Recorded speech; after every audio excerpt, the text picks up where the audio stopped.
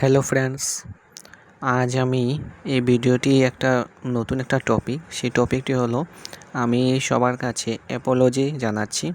আর আমার মেসেজটা তোমরা একবার পড়ে নিও, যা যা গুসা করে আছেন, রাগ করে আছেন আমার উপর, সো তাদেরই আমি প্রথমে বলতে চাই, মানুষ মাত্রই ভুল হয়। তাই আমার একটা ভুল ইনফরমেশনের জন্য আপনারা অনেকেই আমার কমেন্ট করছেন। সো আমি কি বলেছিলাম, আমি আগে বলেছিলাম যে আজ FIUG রেজাল্ট দিচ্ছে, কিন্তু আশা ইউনিভার্সিটি এখনও তোমাদের রেজাল্ট দেয়নি।